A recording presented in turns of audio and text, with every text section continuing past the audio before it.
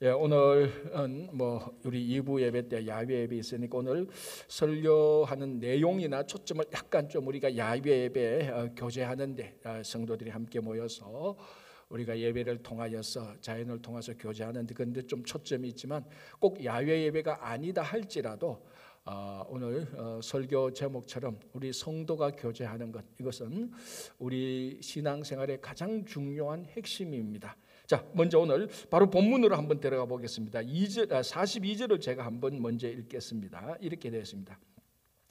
그들이 사도의 가르침을 받아 서로 교제하고 떡을 떼며 오로지 기도하기를 힘쓰니라. 자, 여기에 무엇이 나오는가 하면 이 한글 번역에는 이런 내용이 되어서 사도의 가르침을 받아서 그 가르침대로 교제하고 떡을 떼고 기도했다, 이렇게 되어 있는 이런 지금 내용으로 되어 있는데, 여기 사실은 번역상으로 약간 좀 우리가 고쳐야 될 필요가 있습니다. 원래 보면은 그들에게 사도의 가르침이 있었고 교제했고 떡을 뗐고 그리고 기도하기를 힘썼다는 겁니다. 그러니까 초대교회 때 4가지가 있었던 걸 말합니다.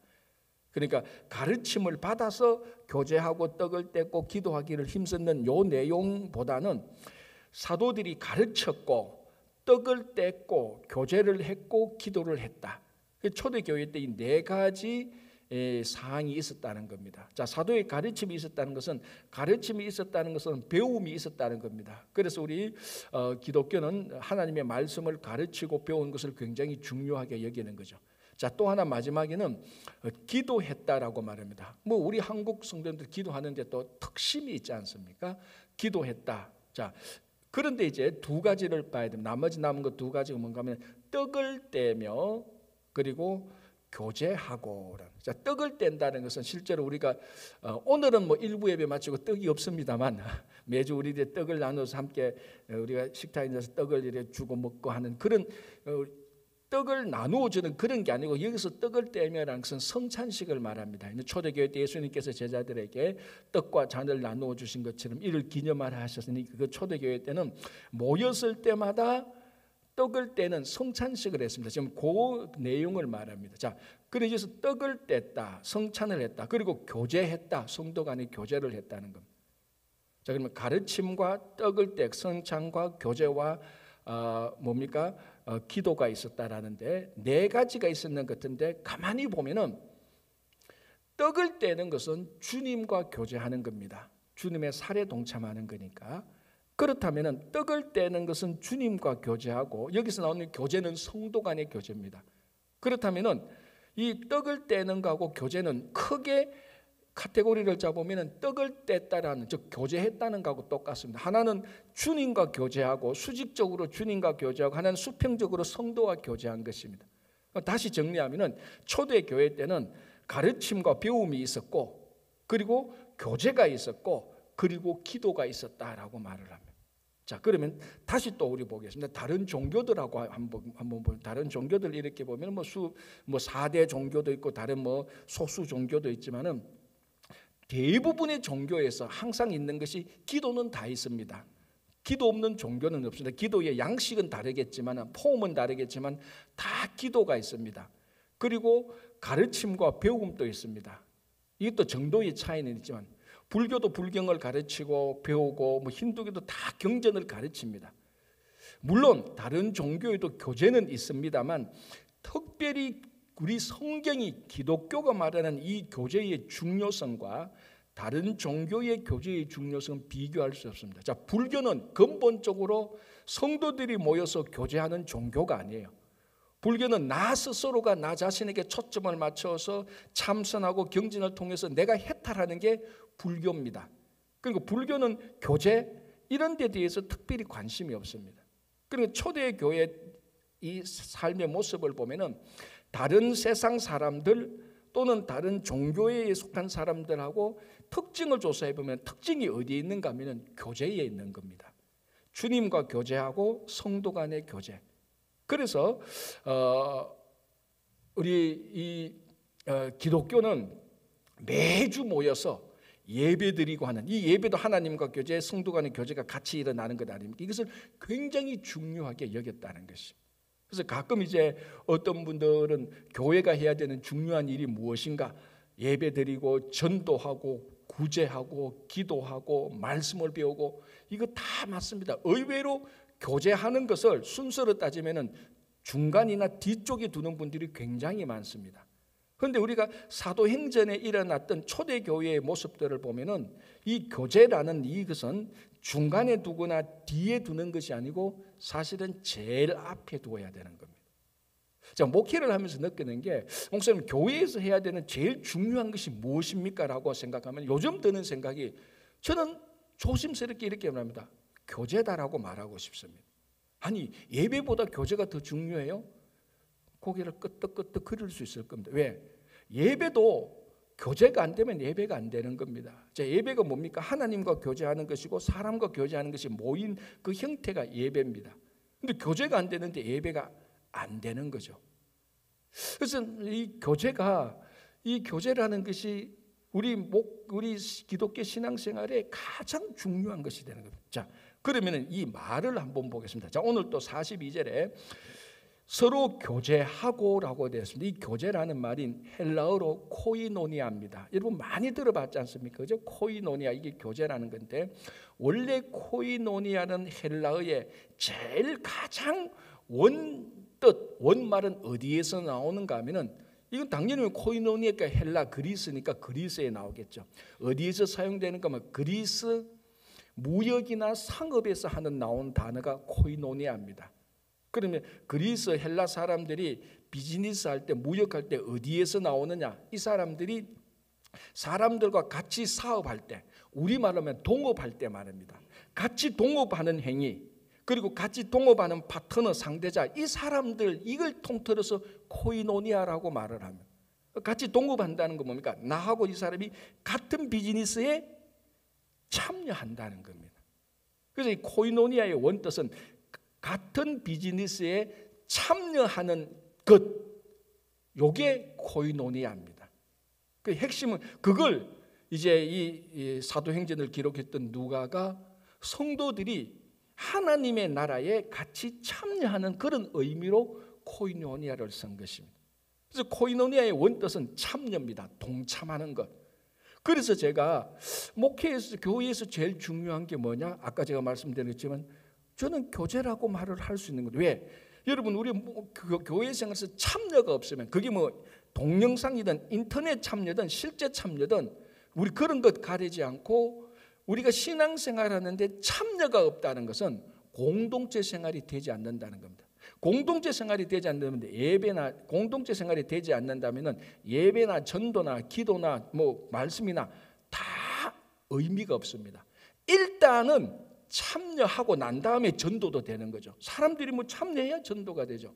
참여해야 함께 모여서 기도를 하는 겁니다. 참여해야 함께 모여서 예배를 드리는 겁니다. 그러니까 이 코이노니아는 교제한다는 것은 한 발자국 두 발자국 더 나가서 해석된 의미입니다. 사실은 가장 원뜻은 참여입니다. 그래서 이 코이노니아, 참여, 그래서 성경에, 우리 신약 성경에 이 코이노니아가 어디에 쓰여졌는가 하면요, 제가 한두 군데 예를 들어볼게요. 로마서 15장 26절인데요, 이렇게 되어 있습니다. 이는 마게도냐와 아가야 사람들이 예루살렘 성도 중 가난한 자들을 위하여 기쁘게 얼마를 연보하였습니다. 자, 여기에 코이노니아가, 참여가 있습니까 없습니까? 한국말에 다시 한번 읽어볼게요. 이는 마게도냐와 아가야 사람들이 예루살렘 성도 중 가난한 자들을 위하여 기쁘게 얼마를 연보했다. 쉽게 말하면 마게도냐와 아가야 사람들이, 이게 무슨 내용인가 하면은 초대교회 때 마게도냐와 아가야 사람들, 이 유럽 지방입니다. 유럽 지방에 있는 이 사람들이 예루살렘이 원래 초대교회의 어머니 교회 아닙니까? 이 예루살렘이 한때 AD 70년 전 때 크게 기근이 들었습니다. 기근이 돼서 굉장히 예루살렘 교회 성도들이 어렵게 되었습니다. 그걸 마게도냐와 아가야 사람들이 그 얘기를 듣고 자기들이 구제 헌금을 한 겁니다. 그리고 구제 헌금을 한 것은 사실 로마서가 사용된 이유 중에 하나가 이 마게도냐와 아가야 사람들이 구제 헌금을 했습니다. 예루살렘 사람들을 도우려고 이 구제 헌금한 것을 사도 바울에게 맡겨서 바울이 이 구제 헌금한 것을 예루살렘에 전달하려는 목적도 있었던 내용이 나오는 겁니다. 자, 그러니까 마게도냐와 아가야 사람들이 예루살렘 사람들을 위해서 구제 헌금을 했습니다. 이 단어에 이 원뜻에 코이노니아라는 말이 있습니다. 어느 말일까요? 여기에 연보하였습니다. 헌금이죠. 옛날 말인데 연보. 헌금하였습니다. 구체적으로 구제 헌금하였습니다. 이 말을 헬러 성경을 딱 보면 코이노니아로 되어 있습니다. 아니 코이노니아는 우리가 교제인데 연보하는 거하고 무슨 이게 상관이냐? 제가 방금 말했죠. 코이노니아는 참여하는 겁니다. 무슨 말인가 하면 예루살렘 성도들이 어려우니 구제 헌금에 마게도냐와 아가야 사람들이 참여한 겁니다. 이게 코이노니아입니다. 그리고 우리 코이노니아는 만나서 이야기하고 떠들고 놀고 그런 차원보다 훨씬 더 깊은 참여의 의미가 되는, 다른 사람이 어렵고 힘들 때 내가 거기 참여해서 그 사람을 돕는다. 그게 초대교회 성도들이 가지고 있던 코이노니아 교제의 생각입니다. 자, 하나 더 볼게요. 빌립보서 3장 10절입니다. 내가 그리스도와 그 부활의 권능과 그 고난에 참여함을 알고자 하여 그의 죽으심을 본받아. 자, 여기는 코이노니아라는 말이 어느 것이라는 그 단어가 감 잡히죠. 어느 단어입니까? 그 고난에 참여함을 인하여. 요 참여라는 말이 코이노니아입니다. 어디에 참여? 예수 그리스도의 고난에 참여. 이게 코이노니아입니다. 그리고 우리는 코이노니아는 다시 말씀드리지만 웃고 성도들이 함께 게링 투게더하고 이 차원도 코이노니아지만 훨씬 더 깊게는 어떤 일에, 그것이 구제 헌금을 하는 일이든 저기 오지에 너무 어렵고 힘들어서 내가 거기에 정말 우리가 흔히 말하는 선교에 가든 예수 그리스도의 고난에 참여하든 그 모든 것이 코이노니아입니다. 자, 우리가 또 다른 성경책 보면 제가 오늘 한 두 군데만 읽는데 다른 성경책 보면 예수 그리스도의 보혈에 참여하며 그 말 나옵니다. 그 피에 참여하는 것도 코이노니아라는 말을 쓰고 있습니다. 그러니까 제가 아까 처음에 말씀드렸죠. 교회에서 뭐가 제일 중요합니까? 라고 말할 때 저는 코이노니아다, 교제다. 왜? 코이노니아는 헌금에도 참여하고 다른 사람의 고난에도 참여하고 예수 그리스도의 피에도 참여하고 예수 그리스도의 부활에도 참여하고 이 모든 것이 우리 교회에서 일어나는 가장 본질적인 것입니다. 그래서 우리 성도들의 이 코이노니아 교제는 우리 신앙생활에 있어서 가장 본질적인 것이 되는 것입니다. 그래서 사실은요, 우리가 성경 공부도 많이 하고 전도 훈련도 많이 받습니다. 그죠? 그래서 사실은 코이노니아 훈련도 받아야 돼요. 우리가 어떻게 가난한 사람들에게 참여할지, 그 참여하는 태도, 매너, 마음 이런 것들을 사실은 훈련 받아야 돼요. 그래서 제가 전에도 한번 그랬습니다. 이런 것들을 어떻게 체계적으로 훈련 프로그램이 있을까 고민하고 있는 중입니다. 자, 그래서 오늘 이 사도행전 보면은 2장 40인데 43절에서 47절 보면 초대교회의 전형적인 모습이 나왔던데 큰 그림을 그리면요, 한마디로 말하면 지금 교제하고 있는 모습들이 나타납니다. 다양하게. 그래서 앞으로 우리들이 우리가 교회 공동체 생활을 할 때 예배 드리는 만큼 기도 드리는 만큼 똑같이 우리가 교제를 중요하게 생각하고 이 교제 속에서 우리들의 성도의 힘과 용기가 나타나게 되는 것입니다. 자, 44절 45절을 제가 읽어볼게요. 이렇게 되어 있습니다.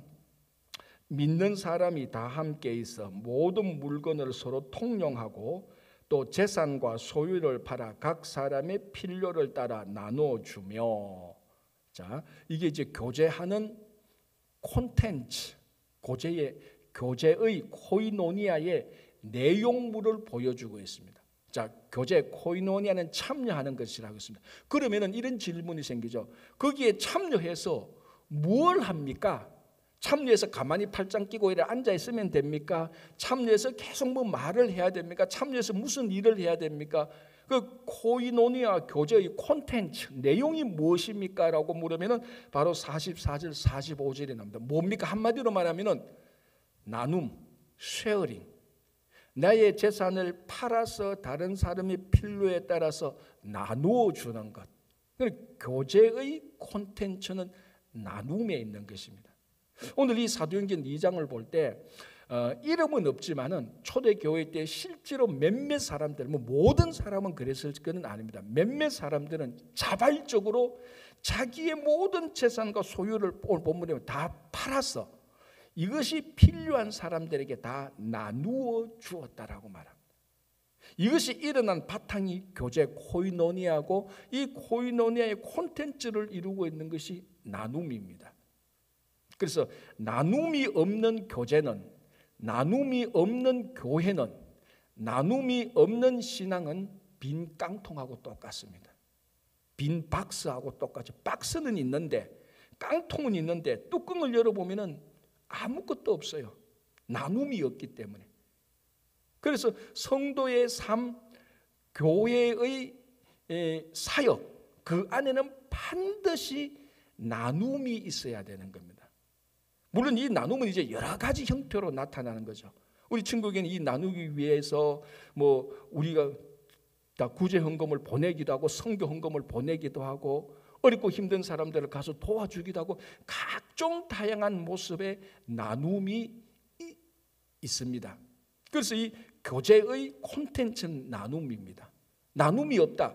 그냥 우리가 교제한다라고 말하면서 만날 만나서 웃고 떠들고 즐기기만 한다면 이는 빈 깡통, 빈 박스하고 똑같은 것입니다. 그 안에 반드시 삶의 나눔이 함께 있어야 됩니다. 고통도 나누고 슬픔과 기쁨도 나누고 필요할 때는 물질도 나누고 자기 능력도 나누고 자기 시간도 나누고. 그래서 이 나눔이 일어날 때 공동체가 살아나고 공동체가 회복되고 그 회복된 공동체는 파워를 발휘하게 됩니다. 자, 지금 한 예를 들자면은 이번에 한 2년 동안 코로나 팬데믹을 거치면서 전 인류가 굉장히 어렵게 된 것은 우리가 너무나 다 아는 내용입니다.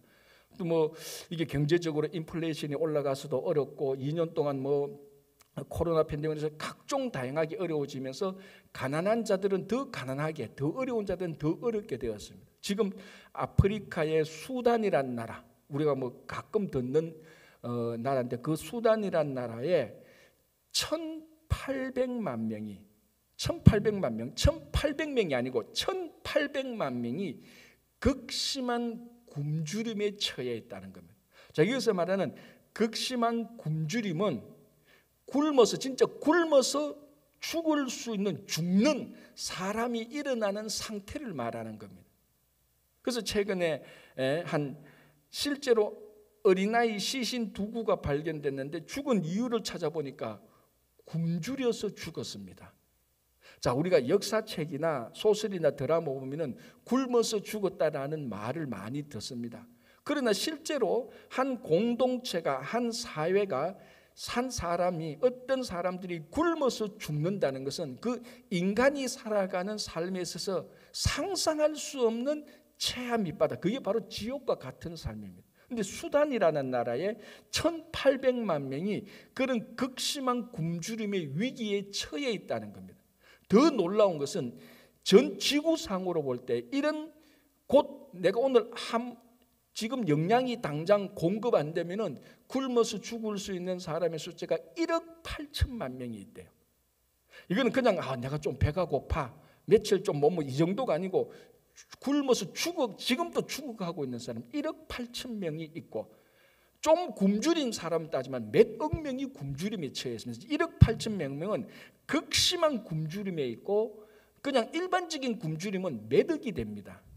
자, 뉴욕에 살고 있는 우리들은 아무리 가난하고 한다라도 해서 극심한 굶주림에 처해 있는 사람은 없습니다. 물론 저 구석에 홈리스, 진짜로 사람들이 발견하지 못한 그런 사람은 이게 이 구조가 그래 돼서 그 뉴욕이 가난해서 그 사람을 굶주리게 하는 건 아니지 않습니까? 그런 사람들이 있습니다. 자, 그러면은 제가 20년 전에 읽었던 자료인데, 이 자료에 의하면은 전 세계 기아, 굶주림의 처해 있는 사람을 미국 사람의 수입의 10분의 1만 내면은 전 세계 기아를 다 해결할 수 있대요. 10분의 1만. 미국 사람의 수입의 10분의 1만 내면은 극심한 굶주림이든 그냥 굶주림이든 다 해결할 수 있대요. 근데 그게 안 되는 겁니다. 자, 제가 왜 이 이야기를 하는가 하면은 나눔은 교제의 콘텐츠 내용은 나눔인데 나눔이 일어나는 그 한계 내에 있는 공동체는 다 살리는 겁니다. 다 파워가 있는 겁니다. 그래서 전 지구상에 이렇게 극심한 어려움이 있는데도 왜 해결되지 못하냐? 능력이 없어서가 아니고 물질이 없어서가 아니고 식량이 없어서가 아니고 나눔이 없어서 굶어 죽는 겁니다. 자, 이 나눔이 뭐냐? 우리 초대 교회 공동체 교제의 핵심입니다. 그렇다면 오늘날 시급하게 우리 성도들이 교회와 성도들이 회복해야 될 것 가운데 하나가 이 나눔입니다.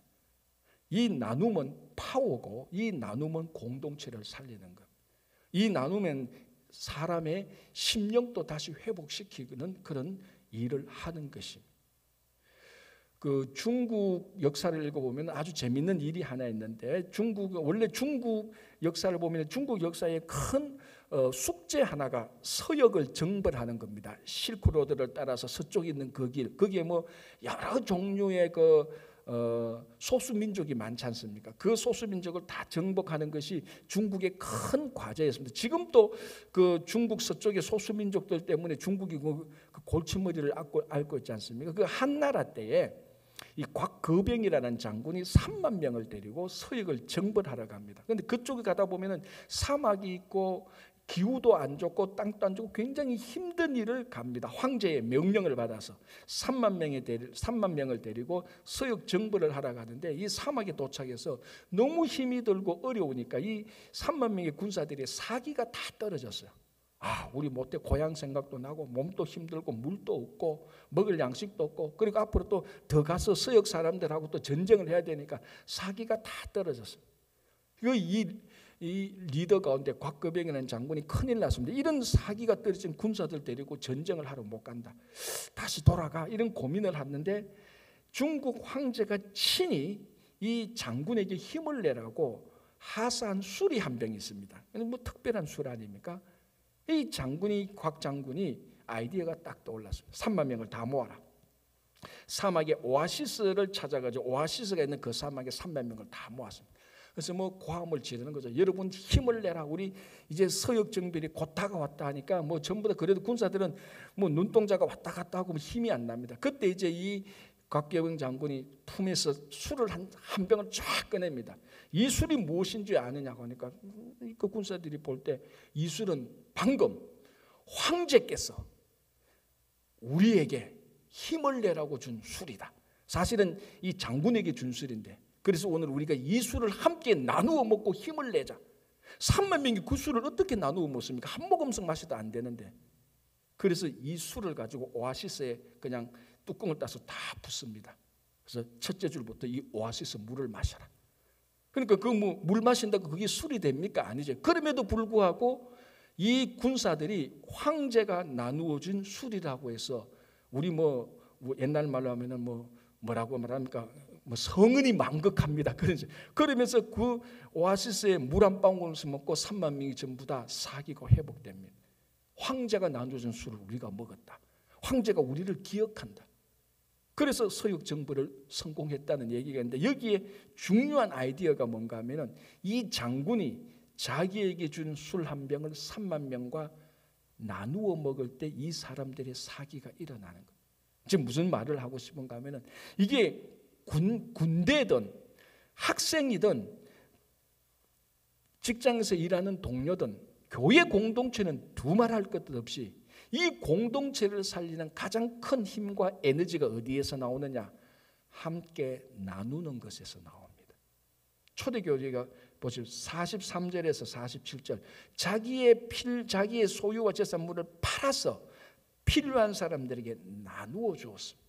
물론 모든 사람이 그렇게 한 건 아닙니다. 몇몇 자발적인 사람들이 그렇게 했겠죠. 그래 그 몇몇 사람의 자발적 나눔으로 인하여서 초대교회가 아직까지도 우리들이 본받아야 될 귀한 신앙 공동체의 모델이 되어 있습니다. 여러분, 하나님께서 하나님의 영원한 사랑을 우리에게 나누어 주기 위해서 독생자 예수 그리스도를 내어 주신 것입니다. 독생자 예수 그리스도께서 이 땅에 오셔서 아까 제가 말씀드린 것처럼 자기 몸과 피를 우리들에게 나누어 줬습니다. 그게 우리가 성찬에 참여하는 겁니다. 성찬에 참여해서 예수 그리스도의 살과 피에 참여해서 그 살과 피를 우리가 나누어 가지게 되는 겁니다. 그래서 성찬에 참여해서 예수 그리스도의 능력과 성품으로 살아가게 됩니다.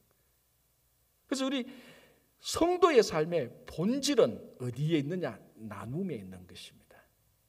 나눔일 때 교회는 살아나고 성도는 살아나고 그 나눔이 행해지는 곳까지 모든 공동체는 다시 살아나게 되는 것입니다. 자, 하나만 더 볼게요. 46절을 보시기 바랍니다. 날마다 마음을 같이하여 성전에 모이기를 힘쓰고 집에서 떡을 떼며 기쁨과 순전한 마음으로 음식을 먹고. 자, 교제는 코이노니아라고 말했고 코이노니아의 본질은 참여하는 것이라고 말했습니다. 그래서 참여해서 무엇을 하느냐? 교제의 콘텐츠는 나눔이라고 말을 했습니다. 그럼 이 교제의 모습은 어떻게 나느냐? 그러면은 이 나누는 것인데 나눔의 모습이 오늘 이 초대교회 때는 어떻게 나는가 하면은 마지막에 음식을 먹고, 물론 떡을 떼고 음식을 먹고. 자, 떡을 떼는 건 성찬이라고 말했습니다. 음식을 먹는다는 것은 식탁 공동체입니다. 계속해서 말합니다. 이게 교제 코이노니아의 한 중요한 모습이, 성도 간의 교제의 한 중요한 모습이 뭔가 하면 식탁 공동체, 한 테이블에 앉아서 같은 음식을 먹는 것입니다. 자, 이거는 우리가 성경을 가만히 보면요, 이스라엘 백성들이 교제하는 코이노니아는 구약이나 신약이나 이거는 변함없이 지금도 마찬가지입니다. 변함없이 이스라엘 백성들이 중요하게 여기는 교제의 모습이 뭔가 하면 같은 테이블에 앉아서 함께 식사를 하는 겁니다. 자, 우리가 전번에 작년하고 올해 초도 우리 사무엘서를 봤죠. 머비보셋 봤지 않습니까? 사무엘서에 보면은 다윗이 머비보셋 요나단의 아들이면서 사울의 손자, 정치적으로 말하면은 다윗의 정적이 되는 반역자의 자손인데 이 다윗이 반역자의 자손 머비보셋을 받아들입니다. 요나단의 언약으로 해서 받아들여서 어떻게 합니까? 교제를 하게 하지 않습니까? 그 교제하는 표시가 뭡니까? 모습이 뭡니까? 자기하고 자기 아들들, 그러니까 다윗과 다윗의 아들들 누굽니까? 압살롬, 아도니아, 솔로몬 이런 아들이 함께 먹는 식탁 테이블에 머비보셋도 그 식탁 공동체에 참여합니다. 이게 우리가 아는 성경에 나타나는 전형적인 교제, 식탁 공동체를 말하고 있는 겁니다. 성경을 자세히 여러분 한번 시편을 읽어보십시오. 이런 내용들이 굉장히 많이 나옵니다. 자, 신약에 가보면 예수님께서 말씀하신 돌아온 탕자 비유, 둘째 아들이 아버지 죽기 전에 유산 다 받아가지고 멀리 가서 탕진하고 돌아옵니다. 아버지가 그 아들을 받아들이는 표시로 뭐합니까? 큰 잔치를 벌입니다. 큰 식탁 공동체를 마련한 거죠. 송아지도 잡고 다른 나물 반찬도 마련하고 그 식탁에 참여하는 그 아들, 아버지에 의하여서 둘째 아들로 다시 받아들여지고 화해가 이루어지는 겁니다. 그 식탁 공동체죠. 이게 교제하는 모습입니다. 예수님께서 세리와 죄인들과 함께 같은 테이블에 앉아 있었지 않습니까? 자, 오늘도 보십시오. 46절에 순전한 기쁨과 순전한 마음으로 음식을 먹고라고 말을 되어 있습니다. 이게 단순히 내가 무슨 음식을 맛있게 먹을까, 어느 음식이 맛일까, 미식가들이 이런 음식을 맛보고 맛을 추구하는 사람들이 나가서 어떤 귀족들과 함께 어떤 미식을 맛보고 우리가 말하는 미슐린 별이 몇 개고 그런 차원이 전혀 아닙니다. 무슨 음식이든지 그 테이블에 앉아서 순전한 마음과 기쁜 마음으로 함께 음식을 먹는 겁니다. 이게 식탁 공동체인데 여기에 담겨진 의미가 뭡니까? 이 테이블에 둘러앉은 모든 사람을 내가 받아들인다는 겁니다. 그래서 이게 용서가 나오는 거죠. 받아들임과 용서를 통해서 이 테이블에 앉은 사람들과 화해가 이루어지는 겁니다. 그래서 친구가 되는 겁니다. 그게 이 음식을 먹는, 한 테이블에 둘러앉아서 음식을 먹는 아주 중요한 의미가 여기 담겨 있어요. 이게 코이노니아입니다. 한국에서 우리 원래 옛날 가정에 보면 한국에 상 차리는 것은 크게 보면은 두 가지 상으로 차립니다. 그 독상과 겸상이 있죠. 독상은 뭡니까? 그 집안의 할아버지 상을 차리는데 꼭 할아버지 상은 그 따로 차려요. 그 가정에서 제일 어른이고 권위자니까. 그래서 할아버지 상에는 가보면 항상 생선이 한 마리가 더 있어. 그 겸상하는 사람들보다 반찬이 좀 달라. 그런데 이 독상을 받는 할아버지는 이 겸상하는 사람들하고 단절되어 있는 모습을 보여줍니다. 할아버지 권위는 있지만은 겸상, 그러니까 한 테이블에 엄마하고 아빠하고 형제자매들이 먹는 이 상하고는 단절이 되어 있어요. 그런데 겸상을 보면은 거기는 같은 사람들끼리 앉아서 같은 식탁 공동체가 이루어집니다. 요즘 한국에서 참 슬픈 단어가 이게 한 10년, 20년도 더 된 거죠. 여러분도 많이 들어봤을 겁니다. 혼밥이라는 게 있대요. 혼밥. 나는 처음에 이게 혼밥이 그 얘기를 듣자 나는 제사 드릴 때 드리는 밥이라고 생각했어요. 이 혼이 영혼육할 때 혼. 이거 뭐 제사 드리는 밥을 혼밥이 혼이 있어 혼밥인데 알고 보니까 혼자 먹는 밥이래요. 그런데 이게 혼자 먹는 밥이 또 이 혼밥은 어떤 의미가 있는가? 회사 가서 회사 구내 식당에 다른 사람들하고 안 먹고 자기 혼자 그냥 먹는 거예요. 회사 사람들하고 말하지 않고 학생들이 구내 매점 가서 혼자 먹는 거예요. 그리고 직장인이 길 가다가 우리 뭐 그 편의점 들어가서 혼자 컵라면이나 김밥 시켜서 먹는 거예요. 사람들하고 사람들이 있어도 그 사람들하고 다 이렇게 뭡니까 다 그 단절된 상태에서 그래 그게 혼밥이래요. 이 우리가 옛날에 어른들이 할아버지가 먹는 이 독상하고는 차이가 있죠. 혼자 먹는 거는 같은데 독상에는 권위가 있는데 혼밥에는 서글픔이 있어요. 완전 철저히 단절된 상태를 확실하게 보여주는 게 혼밥이라는 겁니다. 또 가면 혼술도 있더라고요. 이 제사 드리는 술이 아니고 혼자 먹는 술. 신세 타령하면서 촬영하게 하면서. 여기에는 어떤 교제도 없습니다. 즉 혼밥, 혼술이라는 그 단어 이런 현상들이 많이 일어나는 그 사회, 그 커뮤니티는요. 반드시 멸망의 길로 가게 돼 있어요. 왜? 교제가 없거든요. 교제가 없습니다. 물론 모든 이 사회, 일본도 그렇고 뭐 미국도 그런 일이 있지만은 이것이 모든 가정에서 다 혼밥을 먹는다. 커뮤니티 모든 멤버가 혼밥을 먹는다. 그거는 망한 사회하고 똑같습니다. 이것을 회복시키는 뭐냐? 회복시키는 건 뭐냐? 상으로 따지면 겸상을 하는 겁니다. 오늘 우리 본문의 용어로 말하면 코이노니아를 회복하는 겁니다. 이게 성도의 한 사람의 성도도 살리는 것이고 교회 공동체도 살리는 것이고 그 커뮤니티를 다시 살리는 것입니다. 그래서 오늘 우리 일부 예배 드리시는 분은 여러 가지 사정으로 야유 예배 못 나가지만 그럼에도 불구하고 우리 성도들이 오늘 이 초대교회 때 나눈 이 교제의 삶, 코이노니아의 삶, 함께 참여하고 함께 나누고 그리고 그 테이블에 둘러앉은 사람들을 받아들이고 그게 이제 용서죠. 받아들이고 화해가 일어나고 그리고 함께 친구가 되는 것. 그게 우리 신앙의 본질입니다. 이를 위해서 하나님께서 독생자 예수 그리스도를 이 땅에 보내셨습니다. 그래서 예수님께서 이 땅에 오셨을 때 예수님도요 혼밥하지 않았어요. 오죽했으면 세리와 죄인들하고 같이 겸상을 했겠습니다. 이게 교제가 있고 신앙생활의 본질이 있습니다. 그래서 여러분 다시 한번 우리 신앙생활하면서 교제, 코이노니아가 다시 회복되고 이게 회복됨으로 말미암아 우리 교회와 여러분 가정과 우리 커뮤니티가 회복되기를 간절히 바랍니다. 기도하겠습니다.